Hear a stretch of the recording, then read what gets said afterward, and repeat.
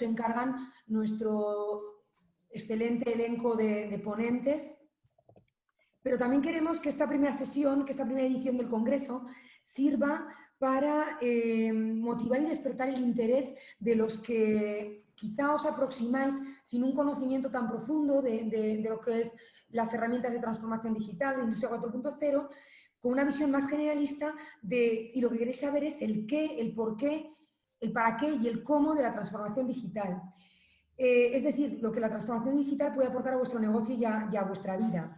Entonces, en este sentido, ya lo dije ayer, la transformación digital no es una opción, es una necesidad de cualquier organización hoy en día que quiera ser sostenible. Repito mucho alguna idea porque creo firmemente en ellas y porque además tengo un principio y es que la lluvia, aunque sea fina, cala, y con las ideas que se repiten pues pasa lo mismo. Entonces me permitiréis que a veces repita un poco las cosas para aquellos que estemos iniciándonos en esta materia. Simplemente queremos pediros que comprendáis esta dualidad del Congreso, que en algunos momentos a algunos puede pareceros excesivamente tecnológico, excesivamente complejo en cuanto a las tecnologías que no son fáciles, y en otros momentos a algunos puede pareceros demasiado sencillo porque también tiene ese objetivo de sensibilización. A continuación, y alineado con esto, nos pareció también interesante con Nacho hacer un brevísimo resumen de lo que yo vengo a llamar ideas fuerza que se van generando a lo largo del Congreso y que en concreto los ponentes de las sesiones de ayer fueron introduciendo. En primer lugar, consideraciones. Voy a hablar de alguna consideración estratégica y de aspectos generales que era esa sesión inicial. Veo cómo se van incrementando los asistentes. Voy a esperar un poquito más todavía para dar inicio a la sesión primera. Esas consideraciones estratégicas y aspectos generales en cuanto a la importancia de la cultura y las personas a todos los niveles de la organización que son claves en cualquier proceso de transformación digital. La importancia también de que las acciones de transformación digital no sean acciones puntuales, sino que respondan a una estrategia de transformación digital. Y en cuanto a esto, tampoco penséis que lo que estamos diciendo es que tenéis que tener una estrategia en la que acometamos todos los ámbitos de transformación digital. Hay una dualidad en nuestras organizaciones, sobre todo en las que somos pymes o en las que son pymes. Nos encontramos con que el día a día nos puede requerir una transformación mucho más incremental, más pequeña, y por otra parte tenemos que mirar también hacia un futuro más lejano y hacer ver unos escenarios más lejanos, y eso nos puede requerir apostar por una transformación disruptiva a nivel de innovación de la organización. Por último, repetir que la transformación digital no es una opción. Yo sigo machacando con lo mío, soy maña, yo sigo con que no es una opción, y esa es una idea fuerza de este congreso. A nivel de la sesión de captura del dato, sensorización, ¿para qué necesitamos los datos? Necesitamos los datos para generar conocimiento en nuestras organizaciones. Necesitamos los datos para alimentar nuestros indicadores, los famosos KPIs en inglés, que nos permitan, ¿pero por qué? Porque eso nos va a permitir tomar decisiones más acertadas, más eficientes. Y también necesitamos los datos para controlar mejor los procesos de una forma más exacta y adecuarlos mucho más rápido a las necesidades cambiantes de nuestro negocio. Segunda sesión de ayer por la tarde, interconexión de dispositivos, conectividad global en dominio local y extendido. Yo me quedo con interconexión y conectividad. La industria 4.0 y todas las herramientas de las que vamos a estar hablando en estas sesiones, como por ejemplo la sensorización fue ayer o la ciberseguridad hoy, todo esto, para ponerlo en marcha, se necesita de una infraestructura de soporte muy potente que conecte e interconecte todos esos dispositivos y todas esas redes que con rapidez y seguridad. En organizaciones con muchas sedes, con una actividad internacional, con asistencia al cliente 24 horas, esta robustez de la infraestructura es especialmente importante y además reduce costes, hace los procesos más eficientes y reduce ineficiencias. Con esto terminaría ese resumen. Veo que estamos ya un poco estabilizados en lo que son asistentes y voy a pasar, por tanto, a presentar las sesiones con las que nos vamos a encontrar hoy. Vamos a encontrarnos por la mañana de 12 a 1:30 con dos sesiones que nos van a hablar de la continuidad del negocio vinculada a esa necesidad de ciberseguridad en un mundo hiperconectado. en un mundo donde la cantidad de datos que se manejan, y esto lo vemos no solamente a nivel de organizaciones, sino a nivel del día a día de nuestra vida cotidiana. La multitud de datos y de dispositivos que tenemos conectados y de datos circulando hace que nos encontremos con situaciones en las que hay muchos expertos tecnológicos y esos expertos, los que son los malos de la tecnología, pues se dedican también a sacar partido de esto a través de pues, las posibles extorsiones, los posibles ataques, lo que todos escuchamos de vez en cuando, cada vez con más frecuencia en la televisión. Esa inversión en protección, de prevención versus consecuencias de ataques, de otros problemas de seguridad, es de lo que van a hablar nuestros asistentes en esta mañana, en esta primera sesión de la mañana. Por la tarde, de manera muy rápida os cuento, creo que os pido que sobre todo no os desconectéis, porque tenemos de 5 a 6 y media un tema que es también de un interés extremo, la inteligencia del dato al servicio del negocio. Hemos dicho, ¿para qué queremos los datos? Para que nuestro negocio funcione mejor, para que seamos sostenibles, para que cumplamos nuestra estrategia y lo que queremos hacer. El propio título nos da la clave, por tanto. No recogemos datos porque sea una tendencia, ni esté de moda, ni tampoco solo para monitorizar y analizar a posteriori qué ha pasado, sino también para anticiparnos y mejorar en base a esa inteligencia artificial de la que cada día disponemos más y que nos van a contar también los expertos en esta sesión. Por tanto, con esto, y bueno, veo que algo hemos subido en asistentes, con lo cual el objetivo de estos 10 minutos de un poco de introducción están cumplidos, y sin más preámbulos y con el respeto a los que sois puntuales, damos paso a la primera sesión. Esta primera sesión va a tratar, como ya hemos dicho, de ciberseguridad, de la mano de Nacho Hernando, director de Desarrollo de Negocio de Infraestructuras en INICOM.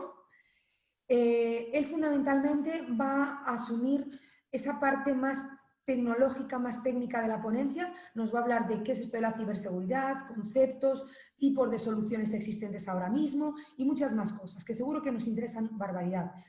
Y por otra parte también contamos con Carlos Eloy López Blanco, Head of Digital Risk Office en Hijos de Rivera, que nos va a contar cómo ellos han estado aplicando desde hace tiempo en colaboración con INICOM todos estos conceptos para conseguir tener cada vez más ciberseguridad.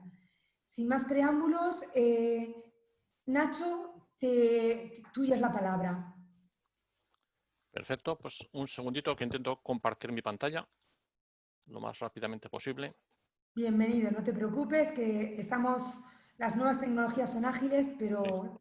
Sí, pero hay que darle varios clics. Creo que ya se empezará a ver mi imagen. Bueno, lo primero, muchas gracias, Ángela, por tu presentación y también agradeceros a todos ustedes por el interés en asistir a esta sesión y a los colegios de ingenieros industriales y telecomunicaciones pues por permitirnos participar en este Congreso de Industria 4.0 que veo que está siendo de muchísimo interés.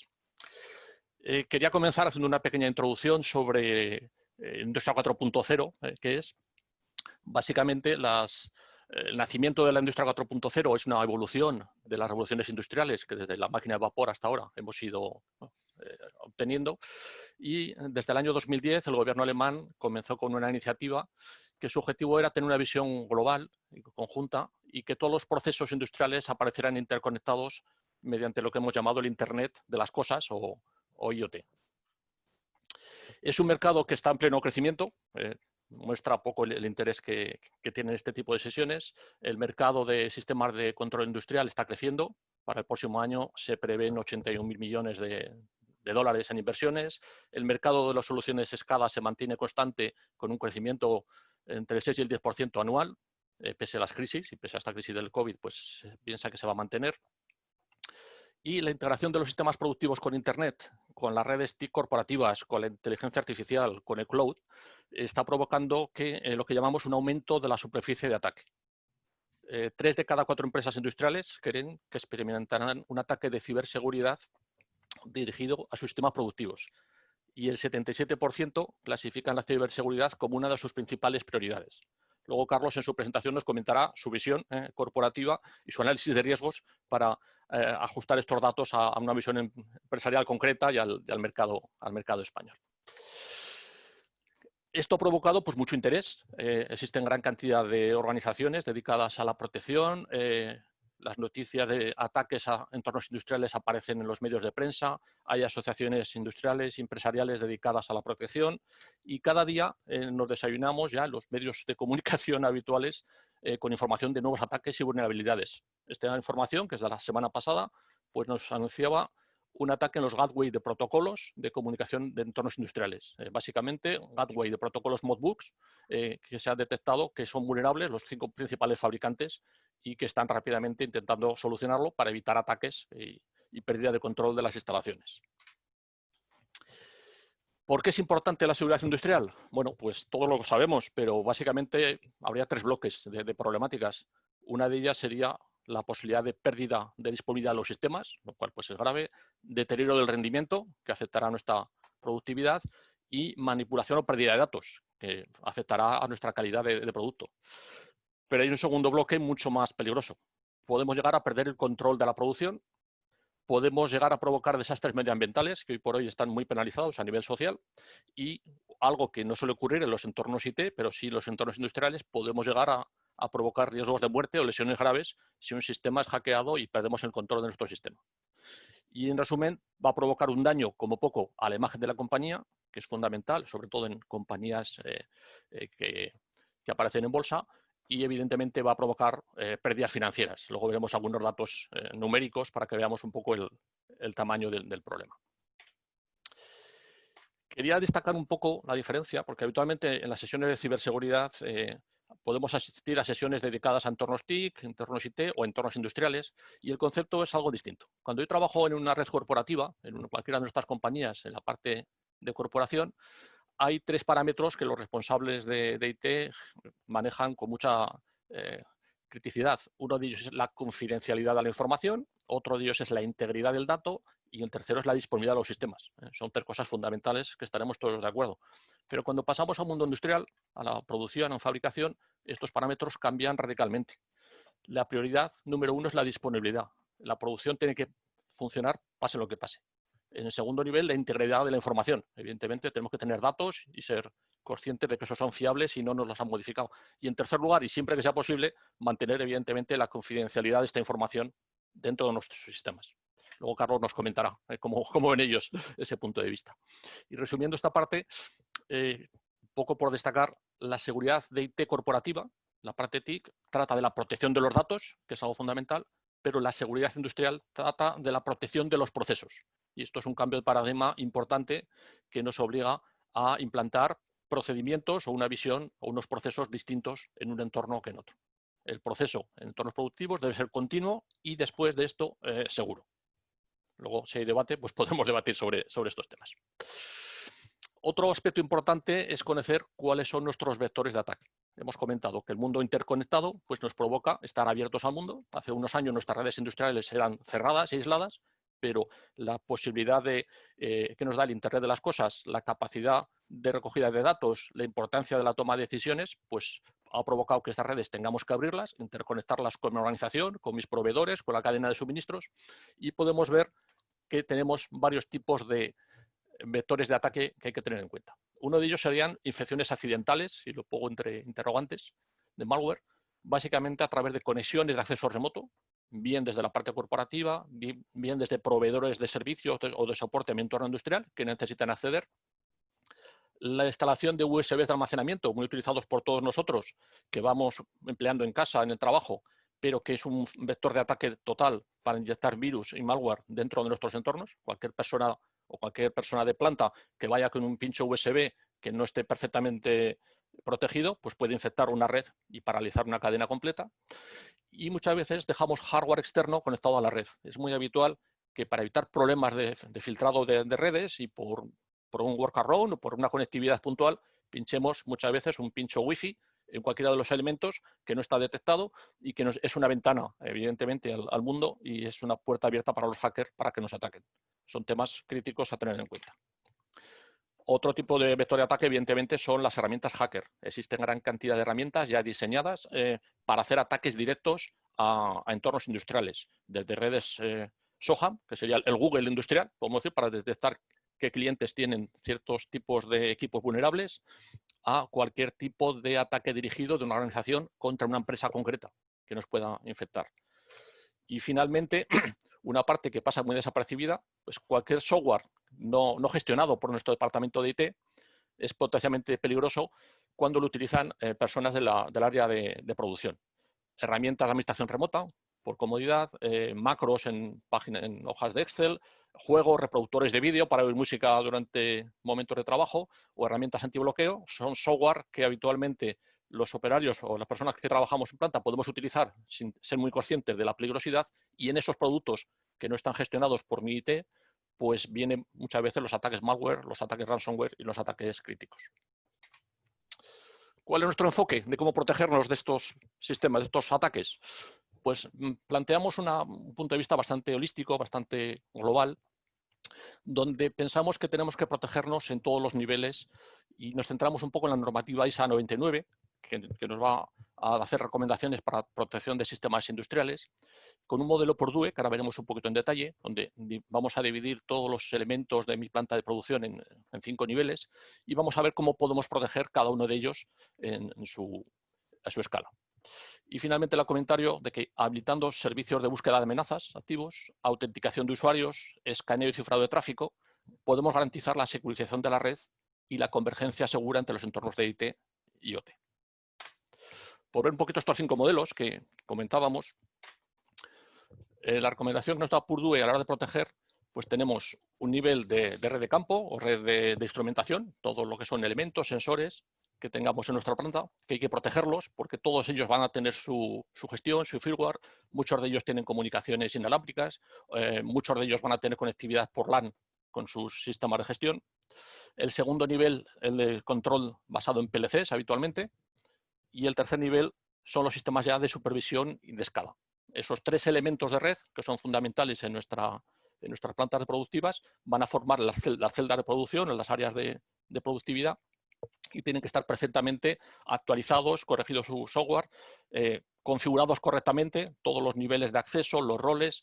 Es muy habitual encontrarnos con password por defecto en todos estos equipos o bien un usuario para todos los usos, con lo cual tenemos que esmerarnos un poco en proteger, en seleccionar los equipos que tengan mejores niveles de protección y a implantarlos de una manera consecuente.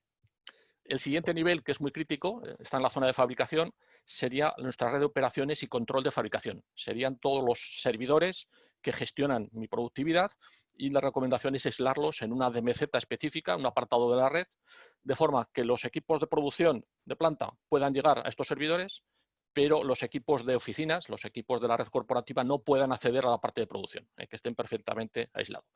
Y por encima de ellos tendríamos ya lo que es la zona corporativa, donde tendríamos la red de aplicaciones logísticas y de planificación, y un nivel más alto, pues el software o las aplicaciones corporativas de los distintos departamentos de administración, sistemas de correo, recursos humanos, etcétera. Entonces hay que ser muy conscientes de que la protección de IT no está solamente para la parte corporativa, sino que tenemos que bajar un escalón a la parte de producción con elementos específicos y detectando concretamente nuestras vulnerabilidades. Y como soluciones para implantar, pues se basan básicamente en estos 4 pilares. Segmentación de la red, que es algo que el mercado lleva insistiendo muchos años y que está ya muy conseguido en muchas compañías. Una separación muy clara entre la red de IT y la de OT. Habitualmente recomendamos soluciones de firewall de altas capacidades para separar estas 2 partes. Tener visibilidad del tráfico. Por desgracia es muy habitual que muchos responsables de departamentos o de planta nos digan que tienen dificultad incluso para saber el inventario de equipos que tienen pinchados en su red, ¿no? Mucho más para saber qué tipo de tráficos están pasando por esa red y si son datos correctos o son datos que pueden provocar hackeo de sus sistemas. Y la tercera pilar es una protección activa. Existen ya soluciones muy sofisticadas para protección del malware, protección de los ataques dirigidos a PT contra mi compañía, de los zero day, que son ataques que aparecen en el mismo día en el que son detectados, y ataques de phishing. El phishing hoy por hoy es el elemento más crítico. Todos estamos recibiendo gran cantidad de correos con phishing, con suplantación de personalidad, pero este tipo de correos, que hoy por hoy son el 16% de los ataques actualmente en la industria, pues cualquier operario, cualquier persona que en una responsabilidad en planta que reciba uno de estos correos y lo responda en un puesto operativo de su puesto de trabajo, pues automáticamente va a infectar toda nuestra planta de producción. En cuanto a estas medidas, solemos recomendar hacer un estudio global, decíamos holístico, en 3 anillos concéntricos. Uno de ellos la seguridad global de la planta, a nivel organizativo, de seguridad física. Un segundo nivel, seguridad de la red, segmentación de redes y de meseta, firewall de separación. Y una tercera parte que se centra en la integridad del sistema. Y es donde hacemos habitualmente los análisis de riesgos y detectamos las principales fallas o amenazas a nuestros sistemas. Para ello tenemos que mejorar nuestra protección de acceso a todos los equipos implantados en nuestra planta de producción, endurecimiento, actualización de parches que estén perfectamente configurados con gestión de usuarios, con gestión de roles, con monitorización y gestión de los logs.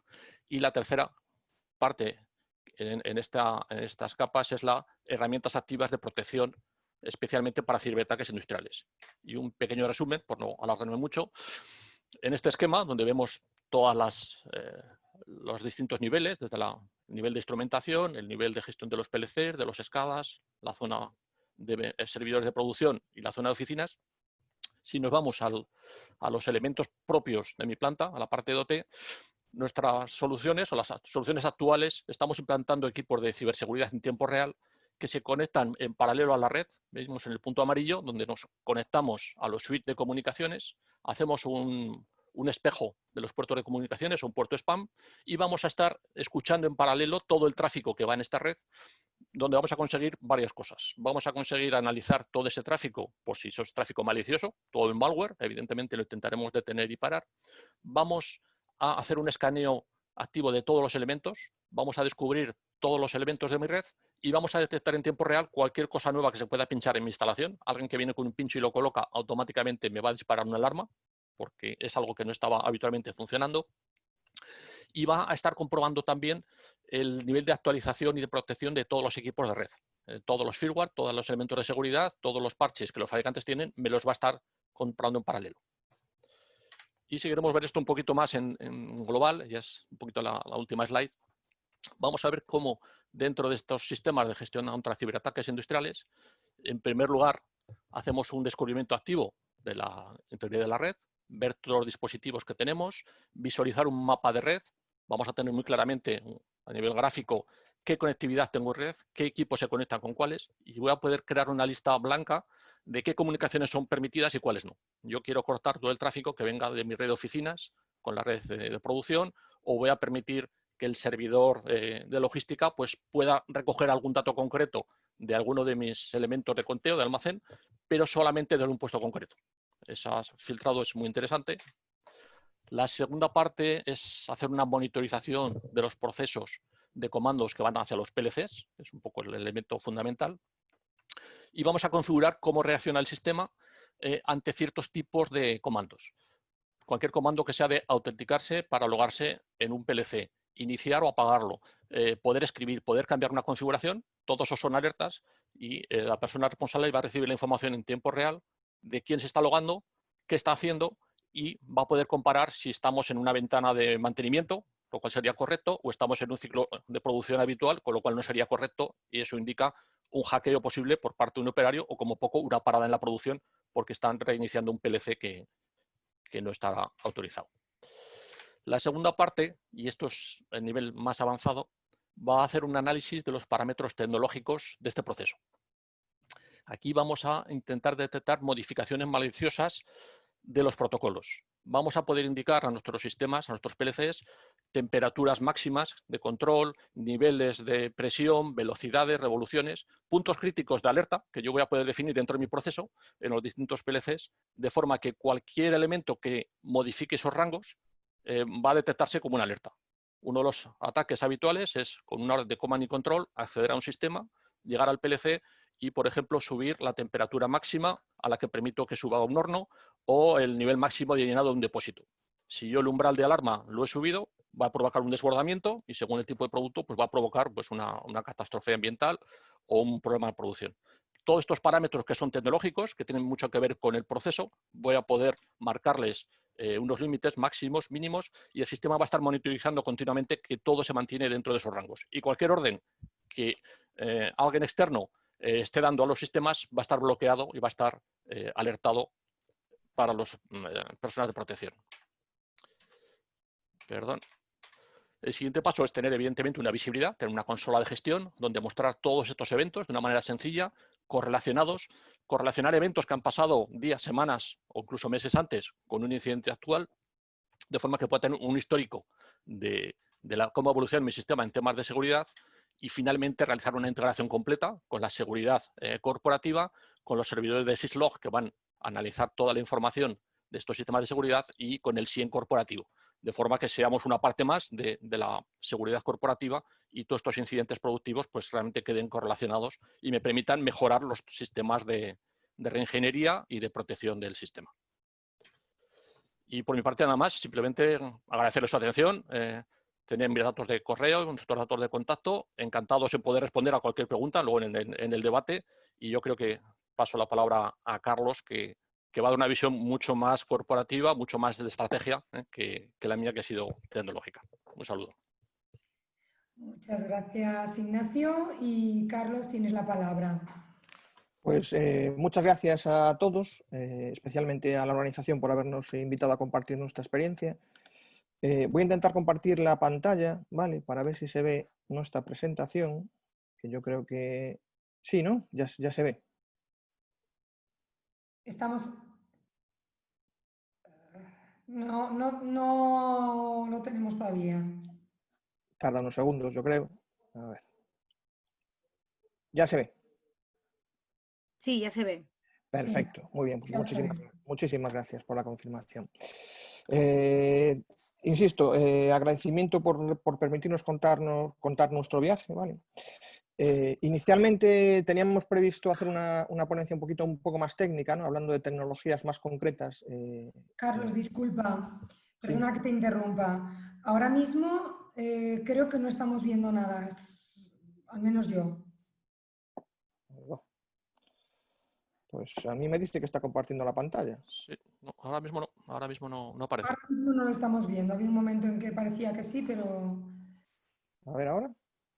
Lo estoy intentando. Lo está intentando. ¿Lo veis ya? No, ahora mismo no lo estamos viendo.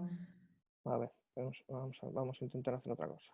Muy bien. Bueno, ya sabéis que esto es lo que tiene el directo. Sí, esto es el directo y mira que lo probamos antes. Sí, sí. A ver. De hecho, lo hemos estado probando antes de iniciar la sesión varias veces para comprobar que todo funcionaba, pero bueno.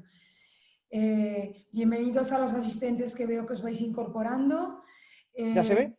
Hemos tenido, mientras Carlos consigue compartirnos su presentación, creo... Empezamos a ver algo, Carlos. ¿Se ve una franja ahí azul? Vale, pues entonces eso es bueno. Sí, os estaba diciendo que Nacho nos ha hecho para mí un clarificador escenario, nos ha presentado de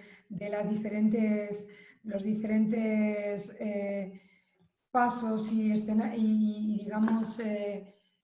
Ahora estamos viendo un poquito, Carlos, pero solamente una franja pequeña de la pantalla.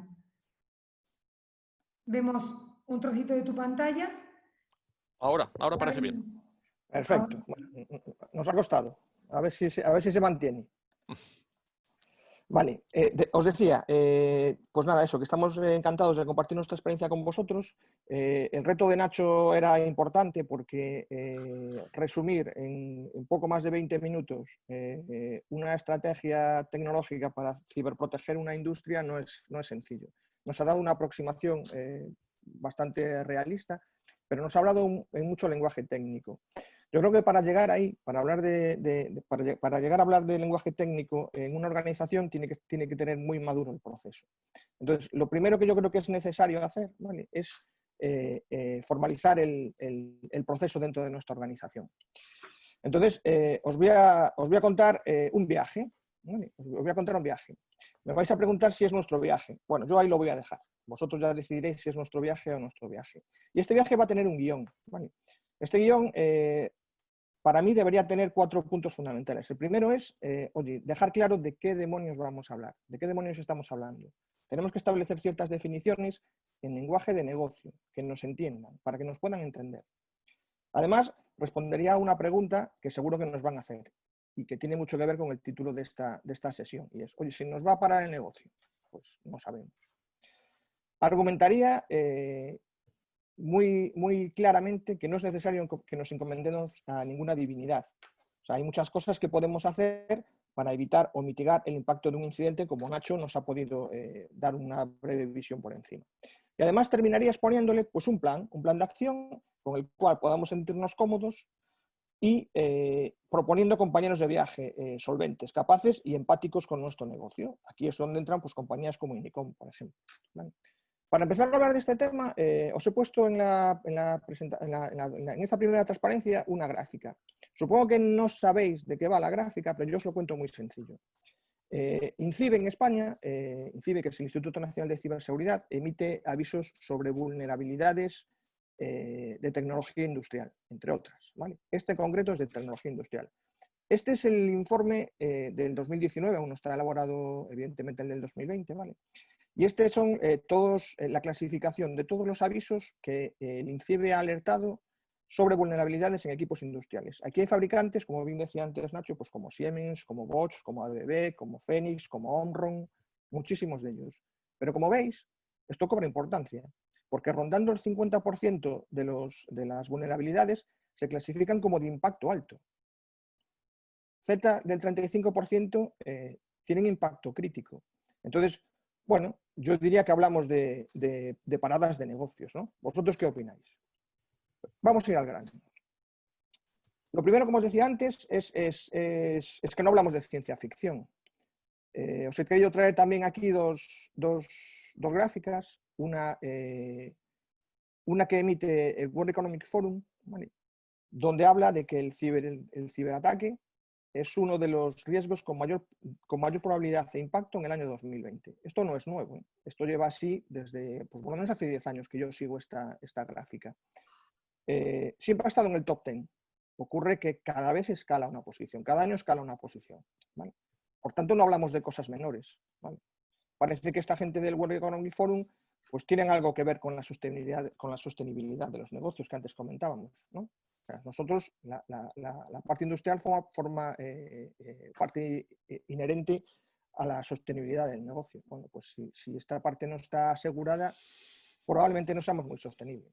Como decía antes Nacho, las noticias tampoco ayudan mucho. Cada vez hay más publicaciones relativas a ciberincidentes. Nacho nos sorprendió con uno de los más recientes.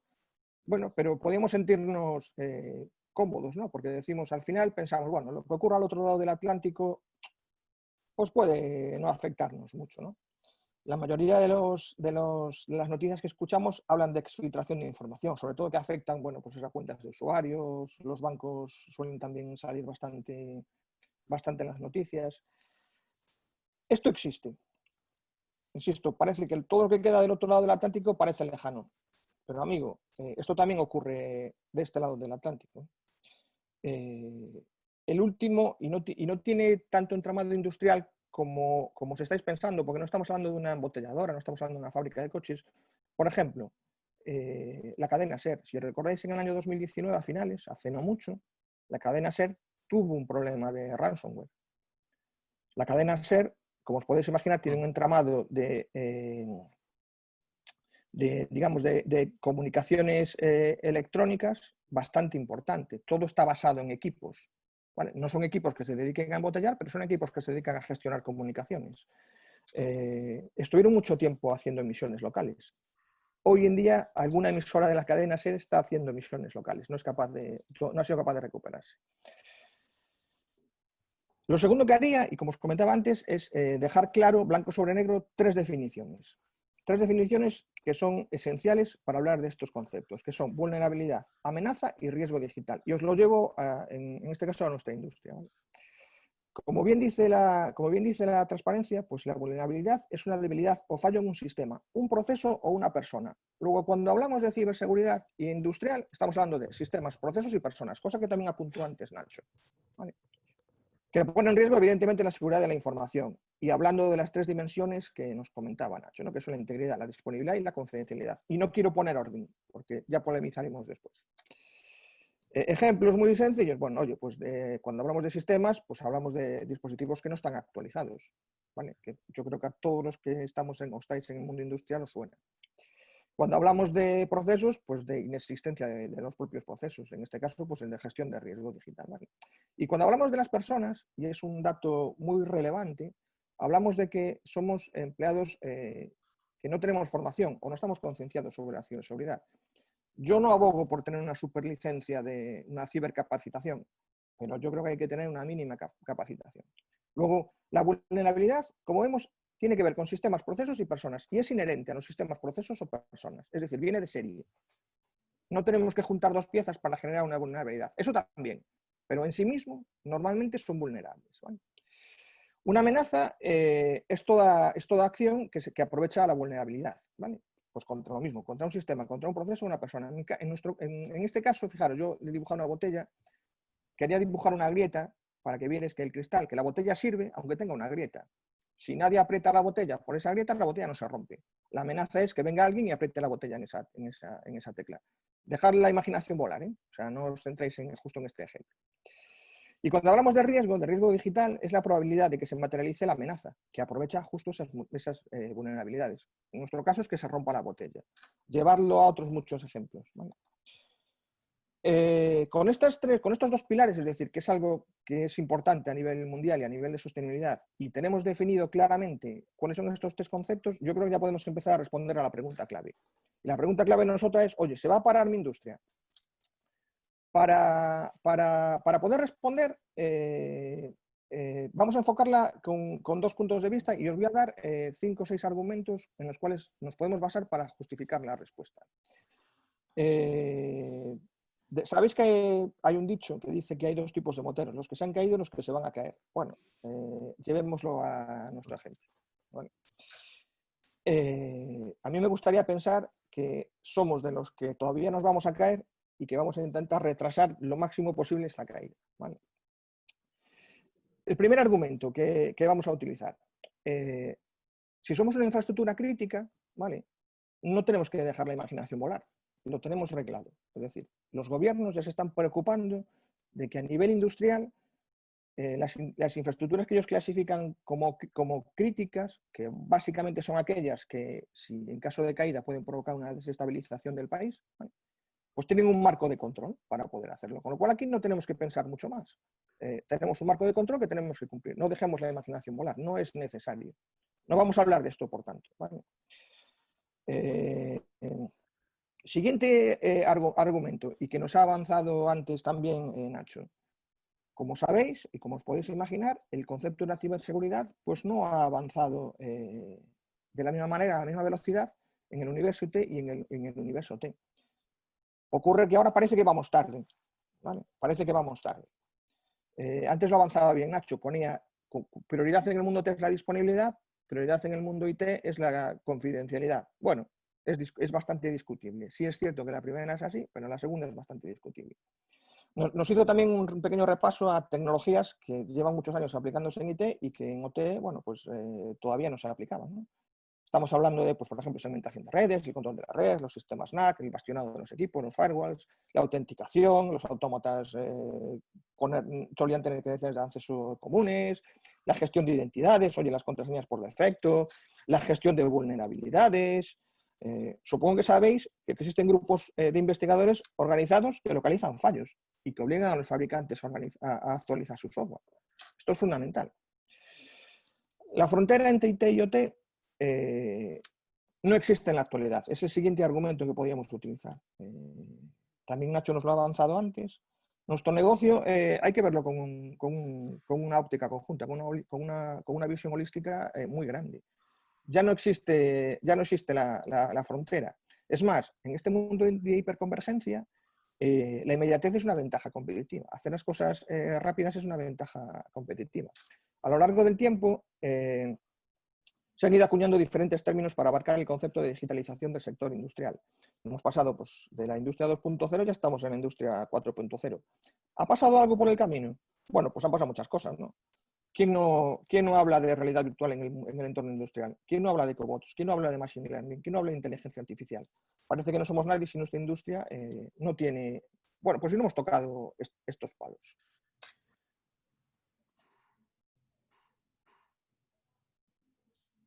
Lo complementamos con la explosión del mundo IoT. En este caso del EOT, ¿no? Que es un término que ha un poquito más acuñado, diferenciando entre el IoT de consumo y el IoT empresarial. Normalmente están avalados por grandes fabricantes. Pero ¿qué ocurre con el mundo IoT desde mi punto de vista? Que el segundo en llegar no se come el pastel. Entonces, el segundo en proponer un dispositivo al mercado no se lleva la cuota de mercado. ¿Qué hacemos para ser los primeros? Hacer cosas que rozan la inseguridad. Y lo vamos a dejar aquí. Ahí lo vamos a dejar aquí.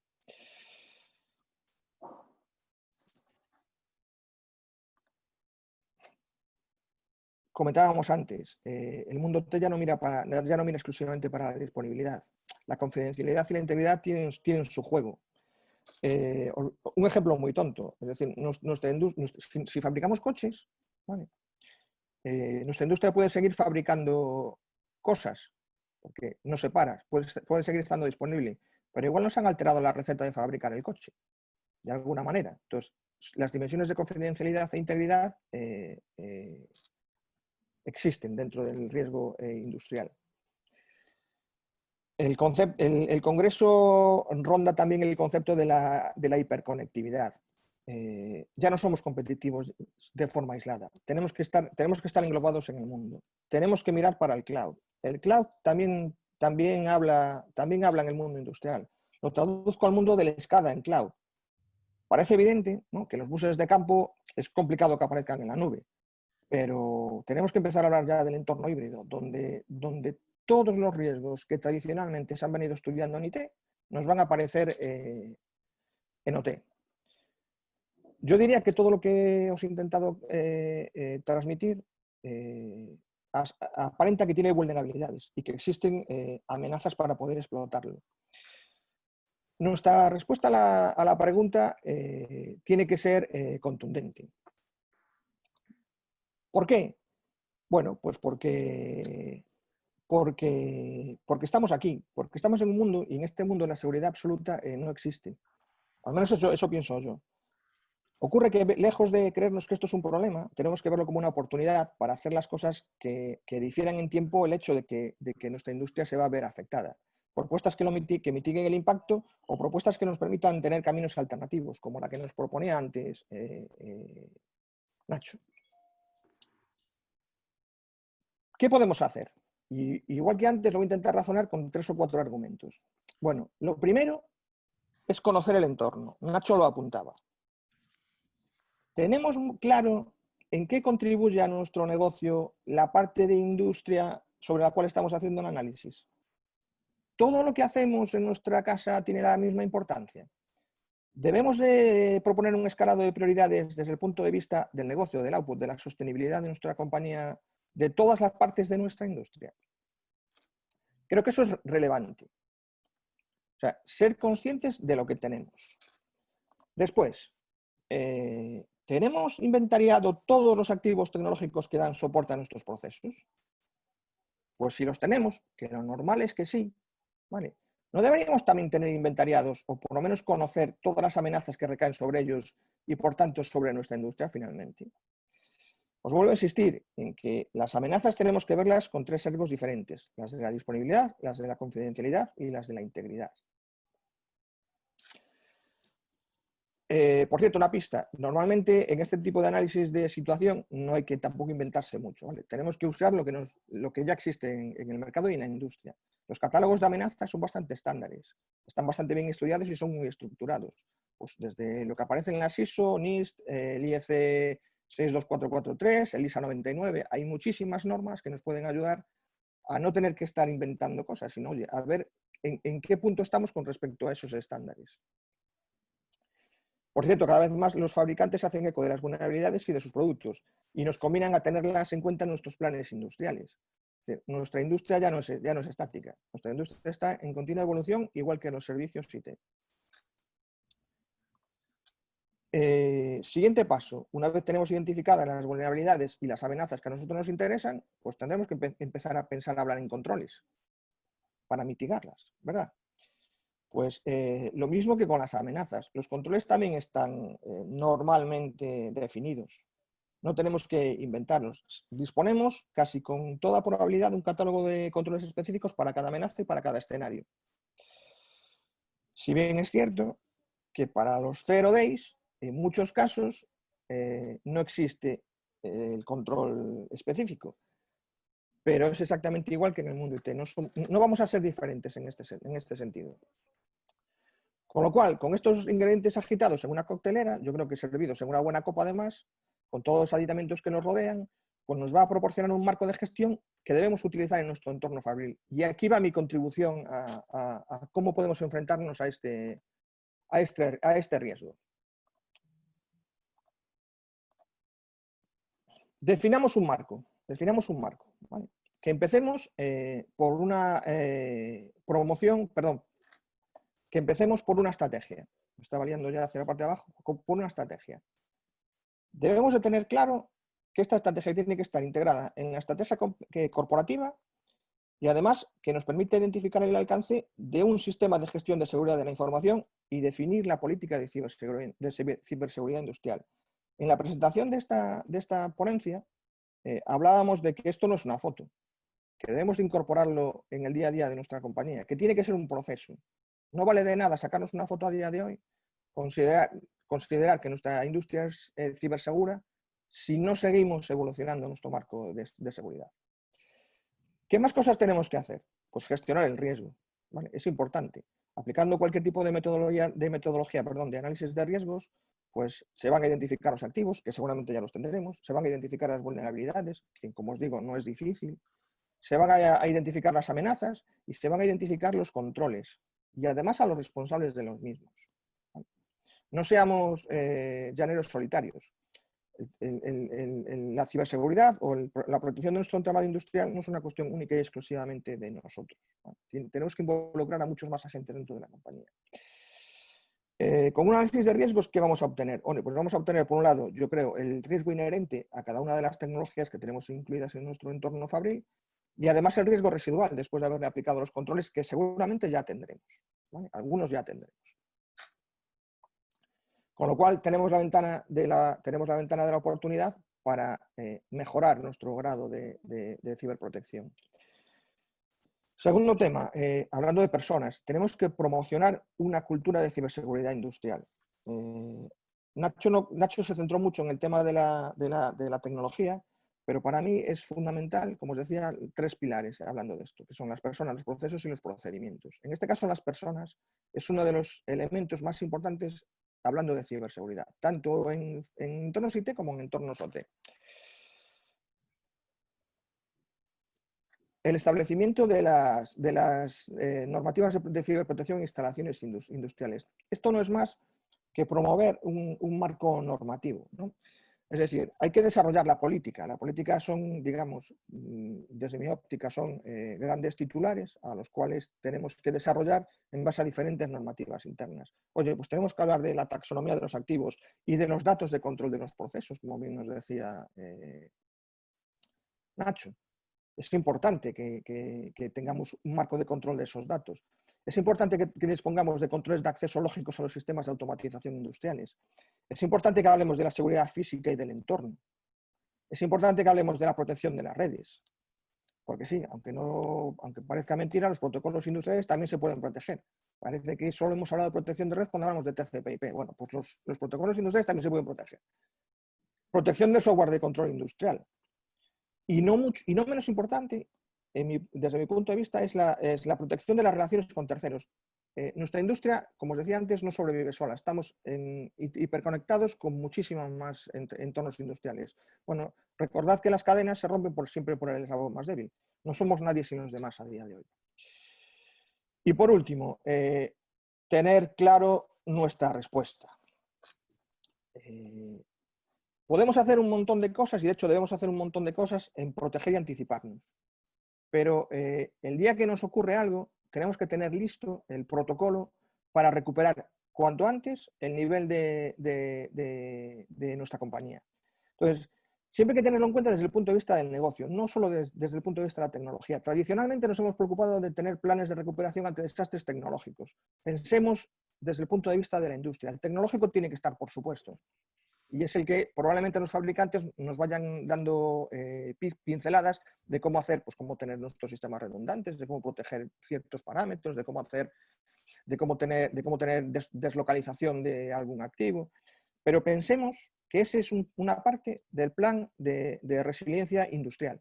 En nuestra parte industrial influyen muchísimas más cosas. Tenemos que tenerlo en cuenta.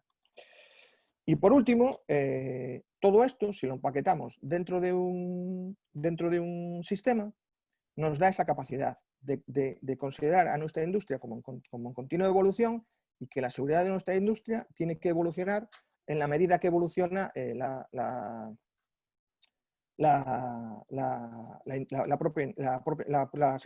seguridad de la industria. Entonces, en definitiva, y ya no os entretengo más, el ciberriesgo industrial no debe ser diferente a ningún otro riesgo conocido y tenemos que gestionarlo, ¿vale? Ocurre que ya toca, ya incluso en algún momento podremos ir tarde. Tenemos que abordarlo siempre bajo los tres planos que os comentaba, las personas, los procesos y la tecnología. Yo creo que hoy os debería haber hablado de tecnología. De eso os ha hablado Nacho. Y Nikon es uno de nuestros compañeros de viaje. Llevamos un montón de años abordando la seguridad IT con ellos y desde el año 2018 estamos haciendo cosas en el mundo T, cosas muy parecidas a las que Nacho nos contó al final. Para terminar ya y por concluir un minuto más, mi consejo, el más importante, todos los proyectos relacionados con el mundo T deben de incluir la seguridad en el diseño. Y todo el legacy industrial, por regla general, hay que tratar de proveerle de una capa de seguridad por encima de la base instalada. Esta aproximación yo creo nos va a hacer mucho más fácil de conseguir el objetivo. Y como hemos visto, el entorno T tiene que estar incluido también en el sistema de gestión de seguridad de la información de la compañía. Llamémosle como le llamemos, pero tiene que ser un sistema en continua evolución y de gestionar y con capacidades de gestionarlo. En definitiva, no es mucho más difícil que identificar los riesgos a través de las vulnerabilidades, las amenazas que nos pueden afectar y elegir los controles adecuados para que encajen con la filosofía de la empresa y desplegarlos. Y con esto termino esta visión por encima del viaje que nosotros hemos emprendido de esta manera. Muy bien, Carlos. Pues te lo agradecemos muchísimo. Yo creo que nos has dado una lección de gestión de la ciberseguridad, porque como siempre decimos, esto no son acciones aisladas, son acciones que parten de una estrategia, parten de unos, como tú has dicho, afectan a las personas, a la cultura. Hay que procedimentar y hay que tener unos procesos y tú nos lo has mostrado. Bien, estoy viendo si hay alguna, antes de iniciar con la siguiente sesión, voy a tratar de ver si tenemos en el chat alguna cuestión. Especialmente nuestro querido amigo cántabro Gerardo de Miguel, que nos pregunta un montón de cosas. Una de ellas voy a tratar de agilizarlas, porque creo que a una de las que preguntabas, Gerardo, ya nos ha respondido finalmente Carlos, a la de que la seguridad debe estar integrada o desde el principio en los propios dispositivos. Pero hay otra que preguntabas, que es si se puede tener un gemelo digital de la planta en la nube. Uy, a ver, que se me acaba de ir, al cambiar la pantalla, se me acaba de ir el chat. Segundito, que recupero tus preguntas. Sí se puede tener un gemelo digital de la planta en la nube que reciba las configuraciones y operaciones y simule el proceso antes que la planta real y pueda bloquear y reportar las maliciosas. ¿O es todavía ciencia ficción? Esta es una pregunta que nos hace Gerardo. ¿Nos podéis dar alguna aportación? Sí, si queréis contesto yo, mi punto de vista. En principio es el camino hacia el que vamos, pero todavía no está lo bastante maduro. Lo que estamos consiguiendo actualmente es hacer esa detección en tiempo real con la información de tráfico que hay dentro de nuestra planta y en tiempo real nos está dando alertas de cualquier problema que pueda afectar a la producción, de forma que el responsable pueda tomar las decisiones en tiempo real o lo más parecido a tiempo real para cortar cualquier tipo de problema. Hacer la predicción previa yo creo que todavía en tiempo real no estamos, adelantarnos al tiempo real está siendo todavía un poquito complicado. Pero es cierto que todos los sistemas expertos, todo el tema de inteligencia artificial, están trabajando para hacer esa predicción, no por la detección que hagamos y las alertas que tengamos, sino por pasos anteriores que nos lleven a un suceso que en el futuro pueda ocurrir. Entonces, esa predicción sí que va a llegar, en algunos casos sí que está hecha. En la parte de ciberseguridad, en la parte más de ataques, sí que estamos detectando estas tecnologías y estamos pudiendo adelantarnos a posibles incidentes, pero en datos ya de producción real, si te han hackeado un PLC y en un momento determinado dan una orden para que aumente la velocidad de un ciclo, probablemente vamos a detectarlo en el momento que ocurra y vamos a ser rápidos a la hora de intentar solventarlo. Pero todavía la prevención yo creo que es difícil. Bien, pues muchas gracias, Nacho. Espero, Gerardo, que te haya aclarado un poco la situación. Yo creo que sí, porque Nacho es muy claro. Otra cosa que nos preguntabas era cómo se planifica en auditoría o intervención de seguridad en una planta industrial que no puede interrumpir su proceso más que en ventanas de mantenimiento. ¿Se deben adaptar las ventanas para acomodar la seguridad o debe ser la seguridad la que se acomode? Pues, si me permitís, doy yo un poco nuestra visión. Si estamos hablando de auditoría, es evidente que no tiene mucho que ver con que la planta esté o no funcionando. La auditoría lo que hace es mirar, básicamente, ¿vale? Escudriñar. Otra cosa es el tema de las intervenciones. Y desde mi punto de vista, una intervención de seguridad, ¿vale? Lo que tenemos que tener muy claro es para qué estamos haciendo una intervención de seguridad. Es decir, si yo tengo un riesgo y ese riesgo tiene un impacto y ese impacto es lo suficientemente importante para mí como para ser capaz de detener la planta, hacer la intervención y volverla a poner a andar, pues la pregunta se autocontesta. Es decir, todo va a depender del impacto. Las intervenciones en seguridad dependen siempre del impacto al que estés expuesto. No sé si ha quedado claro. Bueno, pues yo espero que sí. Gerardo tiene muchísimas inquietudes, lo cual le agradecemos porque nos dinamiza todos los foros. Gerardo, si te queda alguna duda más, seguro que nos puedes contactar y te podemos intentar aclarar algo más. Me dice Gerardo que sí, que gracias, que le habéis aclarado sus preocupaciones y sus inquietudes.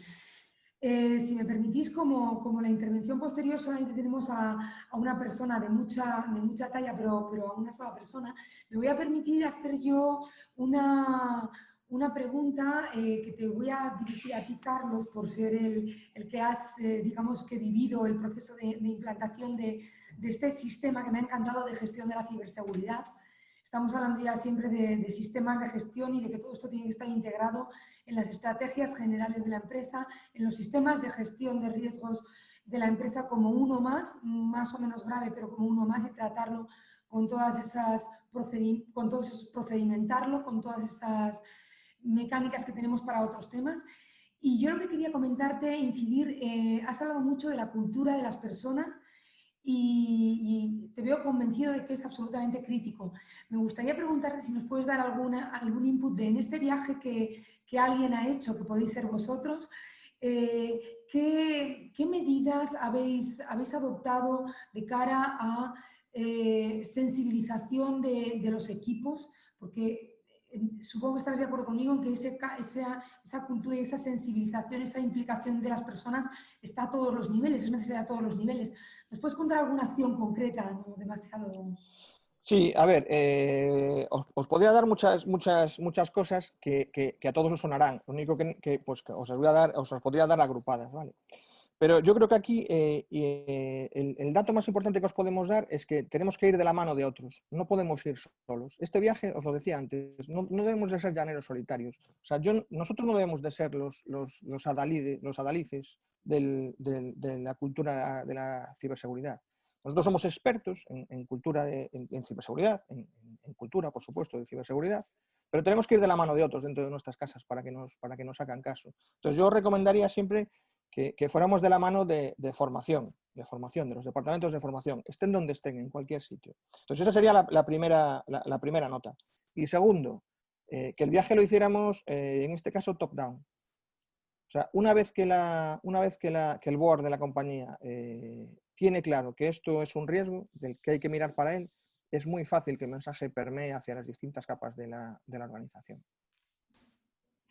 Muy bien, Carlos, pues me encanta todo lo que estás diciendo, estoy completamente de acuerdo contigo y tenemos una última aportación que voy a mencionar de, no sé quién es FJSM, pero bien, alguien hacía una reflexión que no tengo muy claro de que verdaderamente está convencido de que es obligado que un proyecto industrial desde el diseño haya de integrar tanto la seguridad industrial como la seguridad, más la seguridad en el entorno.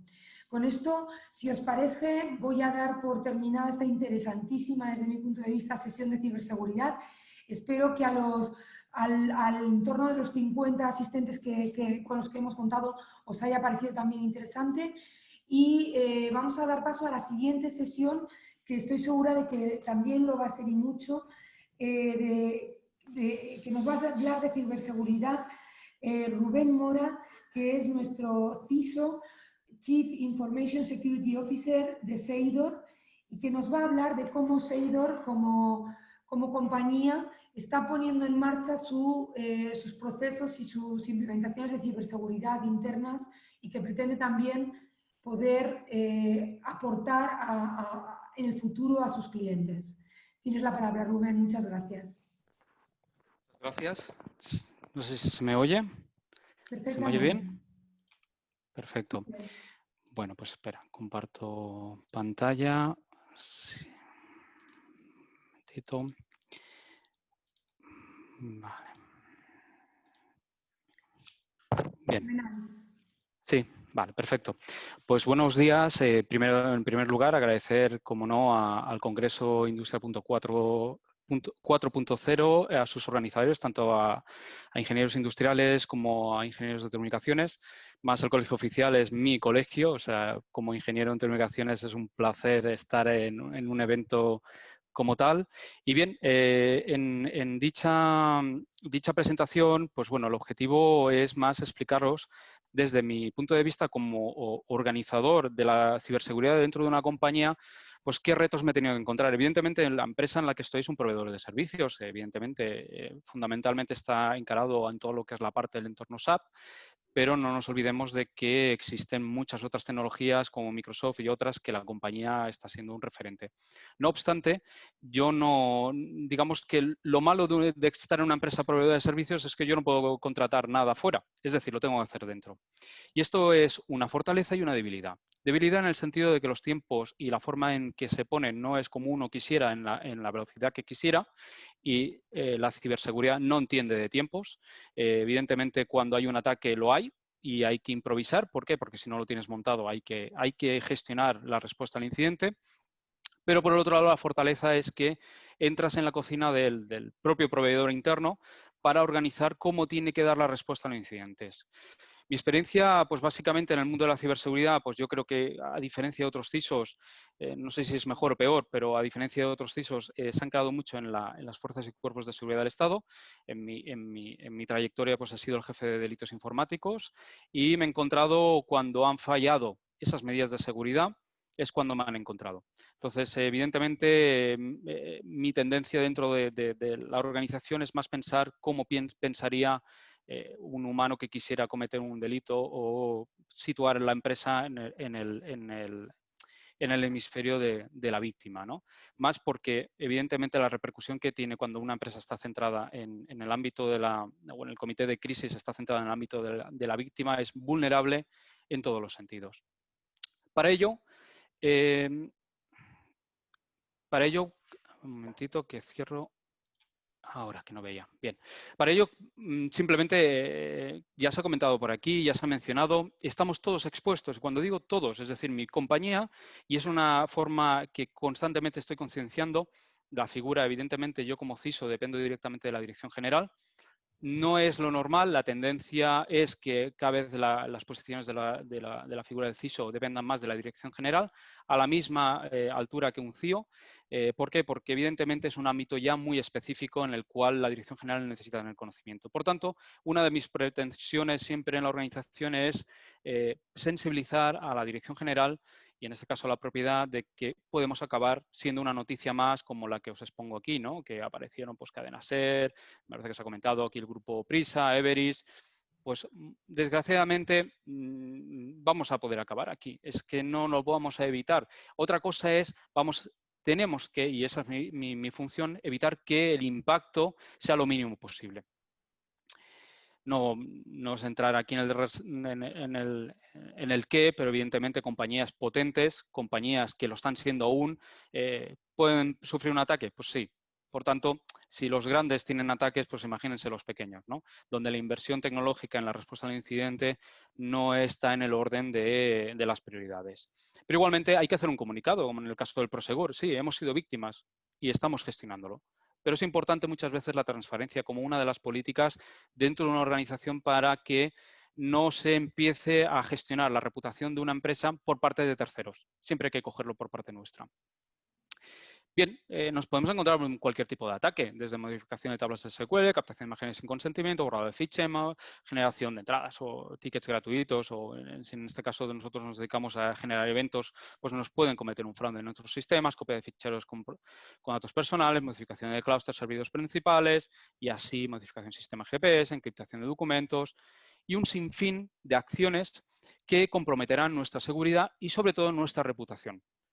Porque, por desgracia, hoy existimos en un mercado donde nuestra imagen, no solamente la corporativa, sino la individual, también sus directivos, es algo que genera o puede provocar problemas serios.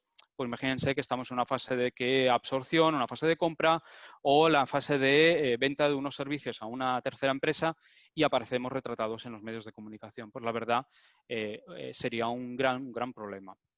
Bien, simplemente consideraciones previas. Hoy en día podemos tener mucha tecnología, pero si no gestionamos las personas o los procesos, la regla 90-10, digamos que no la estamos bien aplicando. ¿Quiere decir que podemos vivir sin tecnología? No. Es importante la tecnología. Aquí se ha mencionado por los anteriores ponentes que lo que es el conocer, el rastrear, el tener trazabilidad de todos nuestros sistemas, nuestros activos dentro de la red, sean conocidos o sean desconocidos, que ya entraré en ello, es importante que haya tecnología para conocer, pero luego tenemos que gestionar esas personas, esos procesos para dar respuesta a cada una de las trazas que nos vayan apareciendo. Por tanto, la regla 90-10 para mí es básica, más vengo de un mundo, aparte de ser ingeniero, pues me especialicé en criminología, aparte de las certificaciones, pero evidentemente el factor humano para mí es muy importante dentro de una organización. No es una cuestión de que los CISOs estemos porque nos gusta el mundo del sector de la ciberseguridad, no es una cuestión de que las empresas proveedoras de ciberseguridad entiendan que es una realidad, no es porque los responsables de sistemas industriales entiendan que hay que avanzar en el modelo de ciberseguridad de la compañía, sino es porque ya el marco normativo nos está empujando a ello. Y cuando el marco normativo nos empuja, no es por cuestión de que no pasa nada si no cumplimos la norma, total, bueno, como mucho, pues nos quitarán alguna ISO. No, señores, es que tendremos sanciones y sanciones cuantiosas. Y ahí está donde está doblegando el Estado, la fuerza del Estado está doblegando aquellas pequeñas resistencias que podíamos encontrar en ciertas compañías que no tomaban las medidas adecuadas. La Estrategia Nacional de Ciberseguridad, cuando publican cosas, el Estado no las publica sin más. Hay un trasfondo importante. Yo simplemente hago hincapié en la que observáis, en la parte central que menciona la ciberseguridad, es una responsabilidad compartida entre Estado y actores privados. ¿Esto qué quiere decir? Nos está diciendo primeramente que el Estado ya no es capaz. No es capaz, aún teniendo toda la infraestructura que no es pequeña, no es capaz de proteger a la empresa en todos sus ámbitos y que, por tanto, ya está precisando que la ciberseguridad es una cuestión compartida. Esto nos estamos encontrando, en mi caso, no solamente gestiono la ciberseguridad interna, sino también gestiono que los servicios que se están dando a clientes son seguros. ¿Por qué? Porque los proveedores es la puerta de entrada a ciertos tipos de ataques en clientes finales. Claro, si estamos dando servicios a empresas como infraestructuras críticas o servicios esenciales, evidentemente el proveedor tiene un gran peso en la ciberseguridad de esa compañía. Y por tanto, ya el Estado lo está dejando claro. La ciberseguridad es una cuestión de responsabilidad compartida. Bien, es una reflexión importante que seguramente los que estamos aquí en el foro conocemos, pero bueno, me gustaría dar un detalle de ello. El ciclo de la seguridad, o como yo entiendo el ciclo de la seguridad, pues puede empezar en cualquiera de estos círculos. Pero bien, ¿dónde empieza fundamentalmente? Tenemos que hacer una auditoría de seguridad y hacer un inventario de los sistemas de CMDB. Básicamente porque debemos de conocer qué tenemos. Ojo, ya gestionaremos lo desconocido, pero de momento tenemos que saber lo que tenemos. Evidentemente, ya se ha comentado, un análisis de riesgos. Es necesario, obligado en mi caso, no solamente para la corporación, sino para los servicios que está dando la corporación a clientes. A mí cuando me encuentro, pues evidentemente, muchas divisiones que están dando proyectos y no efectúan una revisión o no hacen un análisis de riesgos, para mí están comprometiendo la seguridad de toda la compañía. Por tanto, al principio es, no, se están robando tiempo, el jefe de proyectos no tiene tiempo para esto. No, es que, oiga, es que cuando haya un incidente, quien va a ser responsable, primeramente voy a ser yo y después va a ser el proyecto. Porque el proyecto quizás se cancele, porque el cliente, evidentemente, no va a confiar en este proveedor. Para ello, bueno, nosotros utilizamos una herramienta, hay diferentes, pero digamos que nosotros utilizamos las ANDAS, con ella hacemos no solamente el análisis de riesgos, también el plan director de seguridad y proponemos medidas. Estas medidas que he propuesto, para mí son la primera línea de defensa, son necesarias, las debemos de tener, mínimas, mejorables, seguramente, con tecnología diferente. No tenemos todos los recursos ni toda la tecnología disponible para que se efectúe de forma rápida, pero en eso ya estamos en un proceso. Por tanto, al menos medidas de seguridad tenemos que tener. Otra es políticas, normativas. Es necesario, aquello que os decía, la regla 90-10. Si no tenemos procesos o normativas, no nos va a servir de nada tener medidas de seguridad. Si no tenemos claro quién es el responsable de ese sistema y quién tiene que alertar y cómo lo tiene que gestionar, no nos va a servir. Si no tenemos políticas de uso de los sistemas de información, los usuarios van a hacer acciones y van a comprometer la seguridad. Tienen que estar informados y tiene que haber una política. Nosotros, en nuestro caso, en mi entrada, a partir de mi entrada, no era obligado, evidentemente, pero sí que necesario, viniendo yo del sector de la administración pública y haber estado formando o integrado en un centro de seguridad, en mi caso, en el CSICAT en Cataluña, entendí que el Esquema Nacional de Seguridad me permitía tener una base sólida, a diferencia quizás de las ISOs. Y no digo que las ISOs sean malas, son necesarias. Evidentemente, todas las ISOs, la principal, la 27001. Pero ¿por qué es importante el Esquema Nacional? Porque nos pide evidencias de la trazabilidad. Y eso es una forma objetiva en la forma de trabajar en la seguridad, de que aquello que decimos que hacemos lo podemos demostrar. Pero bien, ya empieza a entrar una figura que os mencionaré y para mí es fundamental o pieza fundamental en la gestión de la ciberseguridad dentro de la compañía. Es decir, vale, tenemos análisis de riesgo, hemos propuesto medidas, tenemos estas políticas, pero alguien tiene que monitorizar que aquello se cumpla. Evidentemente, ¿quién entra? ¿A qué figura entra? El CSOC. Por tanto, el CSOC empieza a gestionar y a monitorizar todo lo que es la tecnología que hemos implementado de ciberseguridad dentro de nuestra compañía. Para ello, pues tuve que abordar una división concreta donde existía pues una forma de gestionar la ciberseguridad dentro de un centro. Bueno, se le tuvo que reformular y os explicaré ahora cómo la hemos reformulado. Porque en mi caso, pues por desgracia, y yo siempre se los dije a los compañeros a esta división de ciberseguridad, yo vengo de un mundo donde si no hay método, no hay procesos, para mí no existe nada más. Podemos tener tecnología, pero si no está todo con una metodología y unos procesos bien escritos, para mí es como si no existiera respuesta al incidente.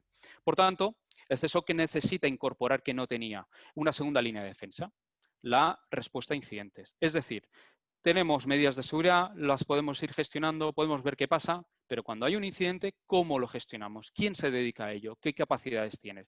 Por tanto, creé un equipo de respuesta a incidentes, son personas que proveen de mi anterior unidad, son ingenieros también, me parece que uno es ingeniero en telecomunicaciones, el otro es informático, pero son expertos en la respuesta a incidentes. Y la respuesta a incidentes ya no se trata de ser bueno informático, es tener la capacidad de saber qué trazas puede dejar un ataque para poder determinar de forma preventiva y proactiva, y ya os explicaré en la tercera línea de defensa, para que ese ataque que hemos sufrido no volvamos a sufrir. aquello que hemos hablado siempre de la resiliencia. Por tanto, entramos otra vez en el CSOC e incorporo dentro del mismo CSOC, dentro del mismo centro de monitorización, en su nivel 3, el equipo de respuesta a incidentes. Bien, continuamos controlando los sistemas y generamos una tercera línea de defensa, que es la ciberinteligencia. Esta ciberinteligencia, evidentemente, no la puedo tener fuera del CSOC, no la puedo tener como un equipo que, bueno, va monitorizando redes sociales, va gestionando espacios donde se comentan tanto oficiales como underground de las vulnerabilidades, sino tiene que estar dentro del mismo sistema del CSOC. Por tanto, se organiza lo que es la parte de ciberinteligencia como tercera línea de defensa. Y para mí, lo último, lo final, que no quiere decir que sea lo último, que también lo tenemos que tener desde el primer día, es la cuarta línea de defensa, que es el seguro de ciberriesgo. Seguramente los que estamos aquí, el 90% ya tienen contratada esta póliza de ciberriesgo. Pero ahora os voy a hacer un símil muy sencillo. Hay compañías que en nuestra casa, si nuestra alarma no la tenemos conectada a una central receptora de alarmas, una CRA, no nos va a cubrir si nos entran en casa. Es un pequeño detalle, cierto, pero si nos vamos al mundo de la seguridad de los sistemas de gestión de la seguridad de la información, es lo mismo. ¿No tenemos un análisis de riesgos? No, malo. Ya no nos puede ser que ya no nos den cobertura en una parte del ataque. ¿Usted ha implementado medidas de seguridad? Bueno, estas, pero ¿siguen alguna metodología? No.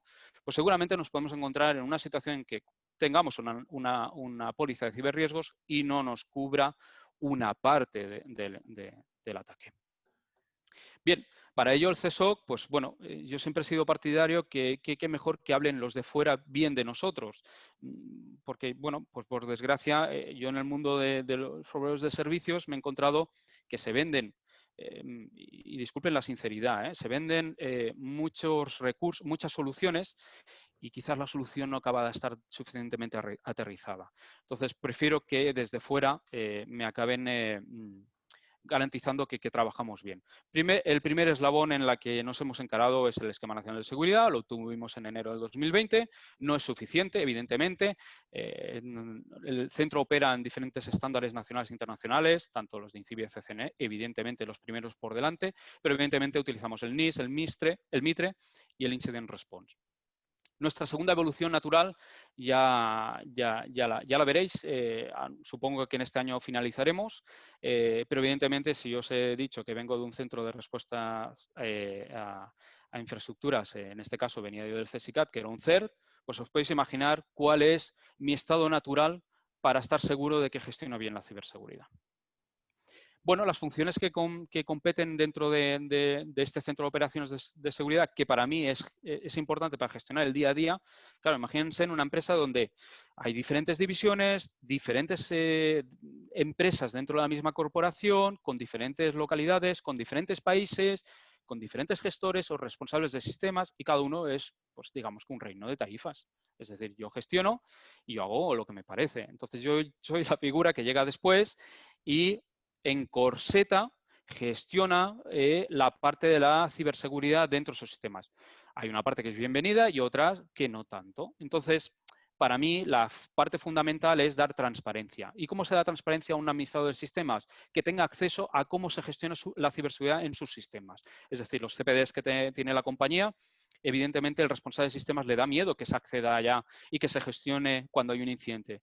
Pues lo más natural es que haga transparencia y que vea cómo lo gestionamos desde nuestro CSOC. Y él tiene visibilidad a nuestros dashboards de la gestión de las amenazas. Por tanto, las funciones básicas es detección y reporte de amenazas, tratamiento de las propias amenazas, difusión de esa información a los diferentes responsables de sistemas y a esos clientes que, por desgracia, han sufrido un ataque a través nuestro, es decir, somos un proveedor de servicios y pues por una VPN no actualizada, un usuario con un ordenador que no ha estado actualizado adecuadamente, evidentemente compromete la seguridad de esa compañía, la ha puesto en riesgo, simplemente con que la haya puesto en riesgo ya para mí es suficiente para informar del incidente. Por tanto, ¿qué tiene que hacer? ¿Cuál es su misión? Pues bueno, prevención de las amenazas mediante proactividad. Esa parte de ciberinteligencia para mí es fundamental. No me sirve que a mí el fabricante me informe de una vulnerabilidad, yo tengo que estar de forma activa en las redes sociales, tanto oficiales como no oficiales, para ir conociendo qué vulnerabilidades están reportando, pero a más, yo tengo que tener un motor interno que automatice las búsquedas en los entornos que tenemos monitorizados dentro del CSOC. La base, tenemos dos, no sé si se puede hablar de tecnología, no sé si es correcto o no, pero bueno, en nuestro caso utilizamos Nessus y Rapid7. ¿Son las mejores? Son unas herramientas más. Es que llega un momento que hay tantas herramientas que al final es cómo las utilizas y cómo después reportas esta información a los responsables del sistema. Bien, monitorizamos todas las fuentes que nos llegan. Nosotros utilizamos el QRadar. Es un SIEM como otro, tienen muchas capacidades IBM, pero también hay que desplegarlas. Evidentemente, son tecnologías costosas en el desarrollo, pero eficaces una vez están desarrolladas. Y luego tenemos la parte de respuesta a incidentes, porque evidentemente hay pequeños incidentes que no se les da importancia, pero cuando detectamos que un ordenador deja, bueno, nos ha pasado no en ordenadores, en dispositivos que eran dispositivos empleados para impresión, que dejaban de funcionar para eso y se dedicaban pues, para llevar a cabo análisis de la red. Evidentemente habían estado comprometidos.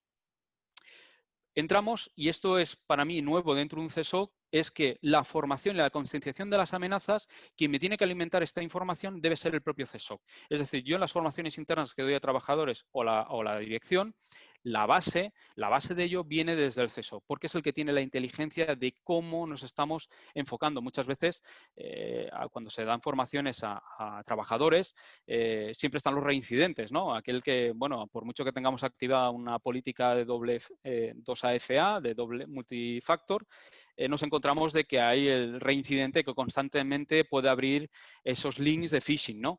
Pues bueno, pues ya sabemos a qué divisiones hemos de encarar esa formación mucho más específica. Pero ¿qué pasa? Y ahora os explicaré más adelante en una slide.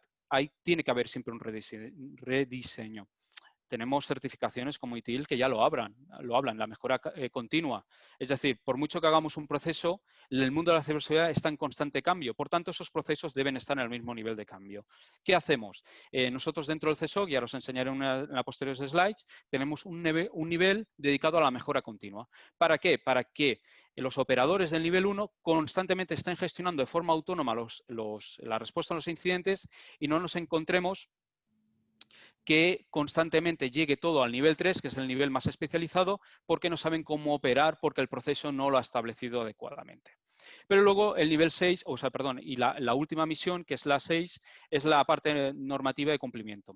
Muchas análisis de riesgos, auditorías que se están dando por parte de clientes a la propia compañía exigen trazabilidad. Es decir, oiga, usted me dice que tiene las ISOs, me parece muy bien, me lo puedo creer, pero oiga, deme trazas de esto, deme trazas de lo otro. ¿Cómo están los ordenadores? ¿Cumplen compliance? Pues bueno, esta misión es otra de las misiones que tiene el CSOC que debe cumplir porque es la única que puede aportar con calidad esos indicadores que necesitan nuestros clientes. Por tanto, la función del CSOC, aparte de las propias generales que puede tener cualquier CSOC, incorpora análisis forense, equipo de respuesta a incidentes, toda la parte de reputación digital y la parte de ciberinteligencia. Y me dirán ustedes, oiga, pero ¿usted le hace falta análisis forense o reputación digital? Pues sí, porque yo cuando tengo un incidente interno, tengo que tener un laboratorio, porque muchas veces me tengo que encontrar que tengo que hacer análisis tanto de logs como de equipos comprometidos. Por tanto, la pata de análisis forense, digamos que es necesario porque ahí existe un equipo de respuesta a incidentes.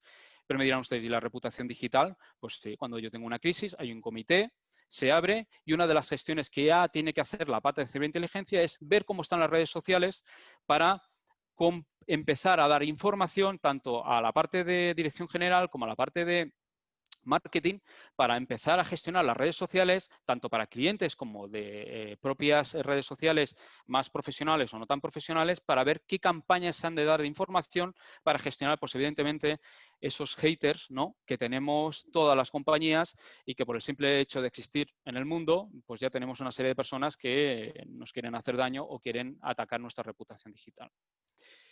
Bien, ¿cómo gestiono la ciberseguridad? Bueno, mi compañía es una compañía, pues supongo que muy similar a muchas compañías en el Estado español, origen familiar, gestión actualmente familiar, con la que la gestión o la delegación de las confianzas se basa en, pues bueno, bueno, en relaciones familiares o relaciones de profesionales de muchísimos años.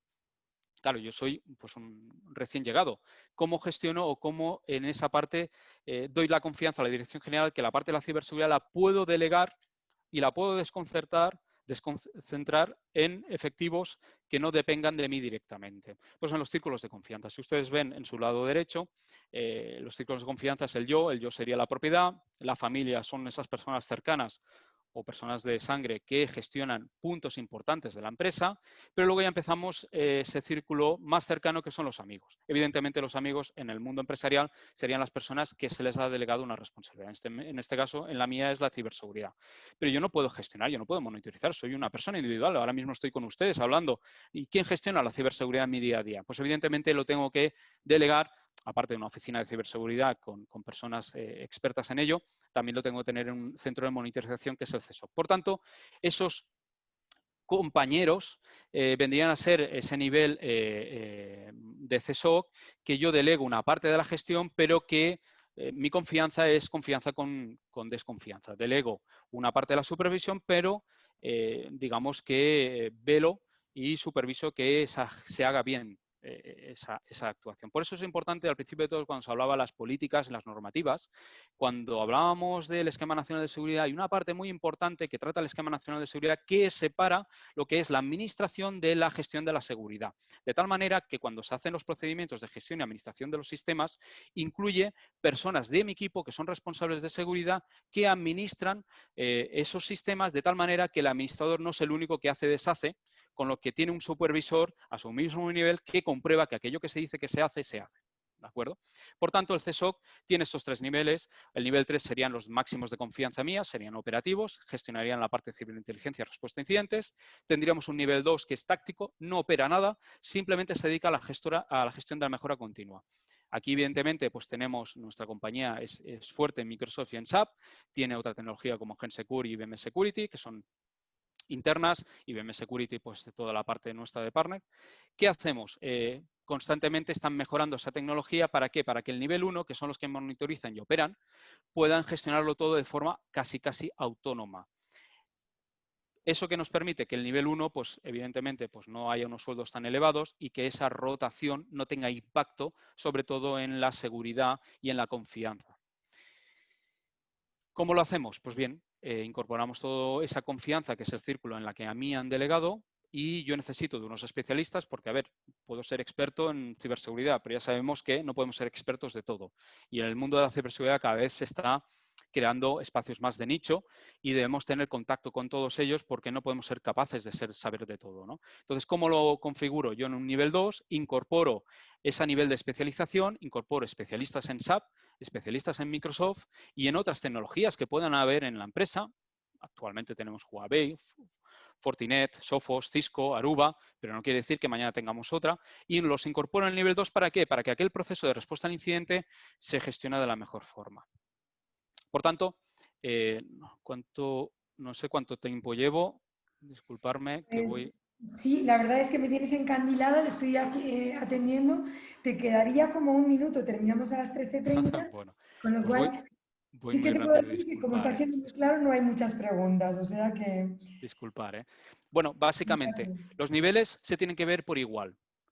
Todos tienen el mismo peso y todos tienen la misma importancia. Un nivel 1 no existiría, o sea, el nivel 3 no existiría si no existiera un nivel 1, porque es el que recibe todos esos eventos que no han podido gestionar desde el primer nivel.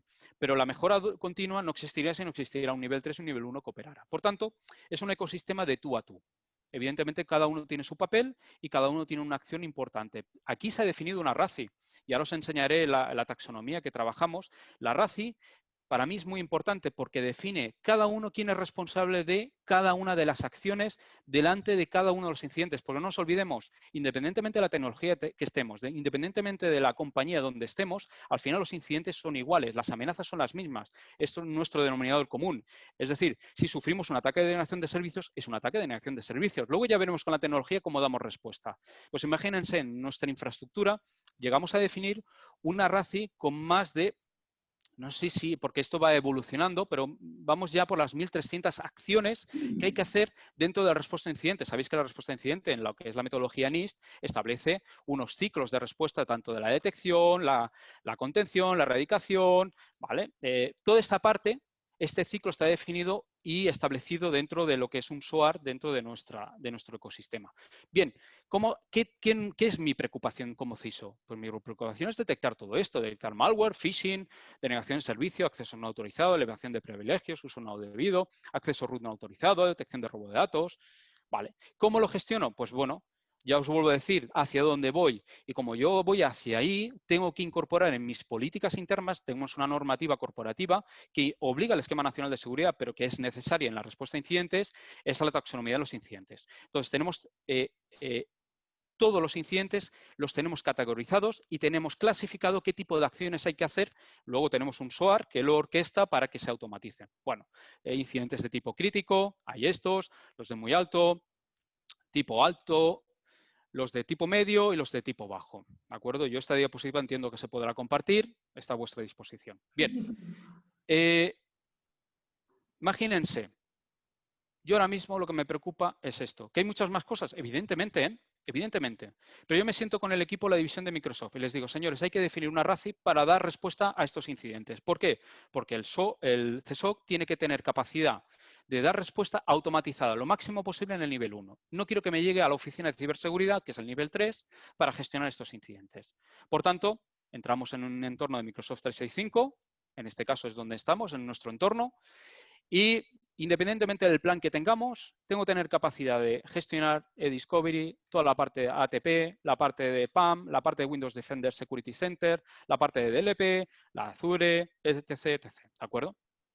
Por tanto, ¿cómo lo definimos eso al final? En esa RACI y incorporamos estos sistemas dentro de nuestro roadmap en el que Microsoft Security, pues evidentemente dentro de nuestro entorno es una división importante. Por tanto, en la gestión de identidades, pues estamos incorporando toda la parte de Azure Active Directory, toda la parte de MFA, toda la parte de gestión de identidad de protección, toda la parte de Windows Defender ATP en la gestión de dispositivos, toda la parte de gestión de derechos digitales, el BitLocker. Es nuestro roadmap, pero que el CSOC necesita monitorizar posteriormente. Por tanto, es tecnología que, como SAP Security, va integrándose dentro de la compañía y se va monitorizando dentro de una RACI establecida. Bueno, estos son cuadros de mando, no os explicaré más de lo que ya seguramente habéis visto a nivel de protección, que pues evidentemente tenemos en la compañía y vamos gestionando para que ese nivel 1 pueda operar. Simplemente os dejo un mensaje. Creo que nuestro reto organizativo, el de la compañía donde estoy yo, y seguramente muy similar a otras, es que ahora tenemos que empezar a redirigir los esfuerzos económicos que estaban encarados inicialmente a la prevención hacia la detección y la respuesta a incidentes. ¿Por qué? Porque hasta ahora, digamos que conocíamos todo lo que teníamos en nuestro entorno, en nuestra red, pero el mundo se ha ido a la nube.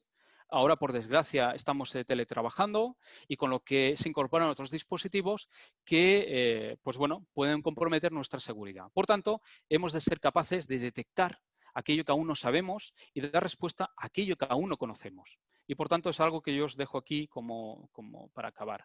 Y nada, pues muchas gracias. Muy bien, Rubén. Pues al contrario, te agradecemos a ti la clarísima exposición que nos has hecho.